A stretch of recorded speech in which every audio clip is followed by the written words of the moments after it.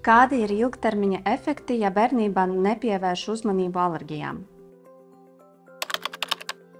Šeit man nāk prātā dažādas situācijas. Viena no situācijām ir attiecībā uz pavisam maziem bērniņiem. Piemēram, bērniņš piedzimst un viņam ir gremošanas trakta problēmas.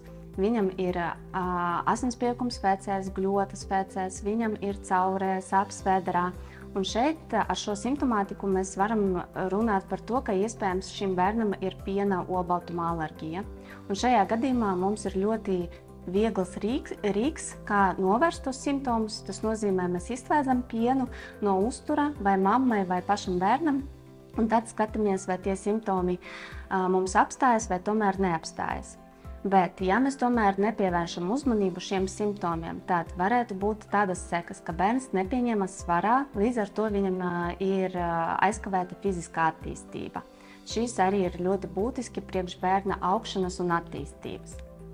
Tad nākamais, kas arī ir būtiski mūsdienās, jo arvien vairāk un vairāk mums ir tādi bērniņi, kuriem ir anafilakses simptomi, anafilakse vai anafilaktiskais šoks no dažādiem alergēniem. Šeit varētu būt pārtikas alergēni, medikamentu alergēni un arī, piemēram, bites vai lapsunes inde, kā ļoti izplatīts alergēns, arvien vairāk un vairāk viņš populārs ir īpaši vasaras laikā. Un šajā gadījumā, ja mēs nepievēršam uzmanību, ka īsi pēc kontaktā ar alergēnu bijusi smaga alerģiska reakcija, kas attiecas uz vairākām organu sistēmām, iesaistās gan āda, gan gļotāds, gan elpošanas sistēma, gan gremošanas sistēma, īsā laika perioda pēc kontaktā ar šo alergēnu, un, piemēram, cilvēki atnāk uz konsultāciju pat 4–5 gadiem, bet pa šo laiku var atkārtoties tā anafilakse, un, diemžēl, anafilakse ir tāda saslimšana, kas varētu beigties arī letāli.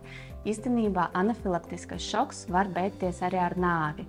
Tāpēc šis ir baigi būtiski, ja gadījumā bērnam bijusi pieredze ar smagu alerģisko reakciju, kad iesaistās vairākas organu sistēmas, ļoti īsi pēc alergēna iedarbības, tad noteikti jāgriežas pie alergologa diezgan ātri, lai saprastu, ko var darīt, jo medikaments, kas novērš anafilaktisko reakciju, tas ir adrenalīna autoinhibitors, un to izrakstā alergologs, ja viņš uzskata, ka šie simptomi atbilst anafilaksei vai anafilaktiskam šokam.